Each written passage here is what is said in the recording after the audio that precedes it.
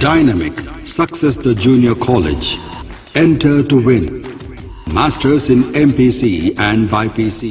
अस्सलाम वालेकुम नाज़रीन, आए नज़र डालते हैं देश की राजधानी नई दिल्ली और उत्तर प्रदेश से कुछ खास खबरों पर।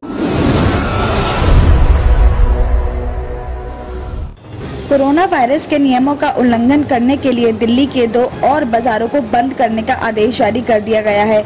दिल्ली का गफ्फार बाजार और नई वाला बाजार शुक्रवार रात 10 बजे से 11 जुलाई रात 10 बजे तक बंद रहेगा। कोविड प्रोटोकॉल का उल्लंघन करने वाले बाजार पर स्थानीय प्रशासन की कड़ी निगाहें हैं। इसी के साथ आपको ये भी बता दें कि लक्ष्मी नगर बाजार को बंद करने के बाद लाजपत नगर सेंट्रल मार्केट को भी बंद किया जा चुका है, तो वहीं अगले आदेश तक लाजपत नगर बाजार भी बंद किया गया है। दिल्ली आपदा प्रबंधन प्राधिकरण यानी DDMA की तरफ से जिन बाजारों में कोविड दिशा निर्देश का उल्लंघन कर रहा है उसे साफ बंद करने के लिए कह दिया गया है। इस गाइडेंस के बाद SDM की तरफ से भी इंस्पेक्शन किया गया और इस इंस्पेक्शन में लाजपत नगर सेंट्रल मार्केट में कोविड प्रोटोकॉल का उल्लंघन होते हुए देखा गया और साथ ये भी कहा गया कि बाजारों के एसोसिएशन ये सुनिश्चित करे कि कोविड नियमों का पालन हो रहा है या नहीं, इसके बाद ही बाजार खोलने की परमिशन दी जाएगी। कोविड नियमों का उल्लंघन होने की वजह से अब गफ्फार और नई वाला बाजार 2 दिन के लिए बंद कर दिया गया है। पेट्रोल और डीजल की बढ़ती कीमतों का आम लोगों पर दूर तक असर पड़ेगा। इससे रोज की जरूरतों का सामान महंगा होना तय है। साथ ही ट्रैवलिंग, कपड़ा, ब्यूटी प्रोडक्ट, किराना, कंस्ट्रक्शन इंडस्ट्री, बिजली पर भी इसकी मार पड़ेगी। ये बढ़ती महंगाई कोविड की वजह से परेशान करेगी और साथ ही पब्लिक ट्रांसपोर्ट की सवारी भी महंगी हो जाएगी। आपको बता दें कि दिल्ली ही नहीं सभी मेट्रो शहरों में पेट्रोल का भाव 100 रुपए के पार चला गया है। प्राइवेट गाड़ियां चलाना महंगा हो ही गया है और अब इसका असर पब्लिक ट्रांसपोर्ट पर भी दिखाई देगा और इसी के साथ ढाबा में खाना भी महंगा हो जाएगा।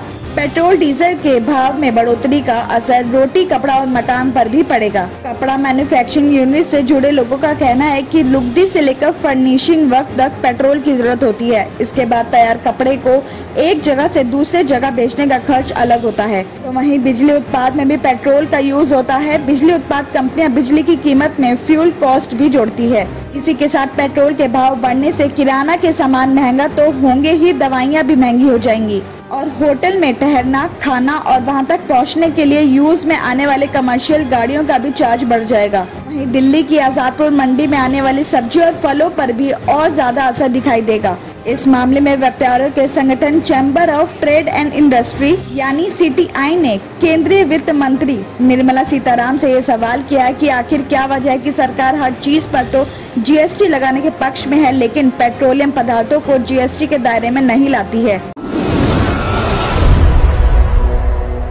गाजियाबाद के राजनगर एक्सटेंशन की देविका स्काइपर सोसाइटी में बुधवार रात नशे में धुत शख्स ने पिता की गोली मारकर हत्या कर दी। हत्या करने वाला आरोपी बेटा फैक्ट्री में गबन के मामले में पैरोल पर जेल से बाहर आया हुआ था और इस घटना के बाद आरोपी ने खुद ही पुलिस को खबर दी, कहा कि उसने अपने पिता की हत्या कर दी है और उसे पकड़कर ले जाएं। बताया जा रहा है कि देविका स्काइपर सोसाइटी के टावर नंबर 9 के 10th फ्लोर पर रहने वाले संजय चाचना उनकी पत्नी और 2 बेटों के साथ रहते थे। वो पुरानी गाड़ियों के सेल पैसेज का काम करते थे और काम की वजह से 2 दिन बाहर रहने के बाद वो बुधवार रात को घर आए थे और रात करीब 11:30 बजे संजय चन्ना का छोटा बेटा शिवम नशे में धुत होकर घर पहुंचा और उसके बाद मां और पिता में झगड़ा हो गया। बताया जा रहा है कि इसी बात में गुस्से में आकर शिवम ने अपने पास मौजूद तमंचे से पिता संजय चन्ना के सीने में गोली मार दी और इस घटना के बाद परिवार में चीख पुकार मच गई और शिवम कोने में बैठ गया और थोड़ी देर बाद उसने ही कंट्रोल रूम पर फोन करके इस घटना की जानकारी दी, जिसके बाद नंदग्राम पुलिस ने मौके पर पहुंचकर उसे गिरफ्तार कर लिया और हत्या में इस्तेमाल किया गया तमंचा भी बरामद कर लिया। पुलिस ने शिवम से इस हत्या की वजह पूछी तो उसने बेबाकी से जवाब दिया, कहा कि उसके पिता 2-3 दिन तक घर से बाहर रहते थे और घर आने पर घर वालों से लड़ाई करते थे। रोज रोज के झगड़े से छुटकारा पाने के लिए उसने अपने पिता की हत्या की है।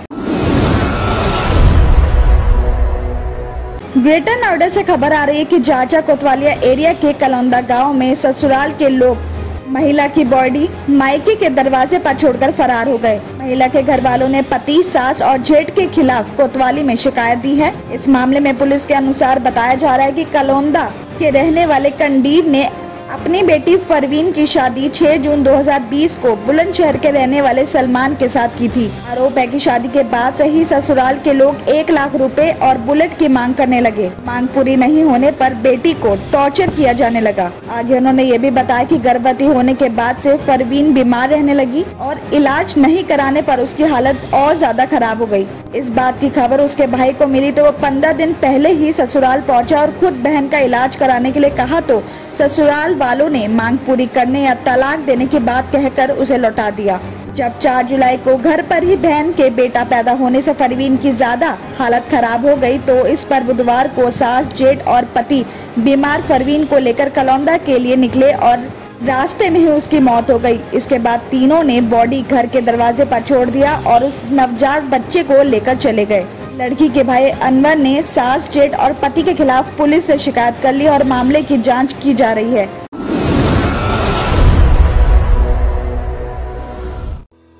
अपने अपनों को खुशियाँ बांटिए, मोहम्मदिया मंदी हाउस पर चले आइए।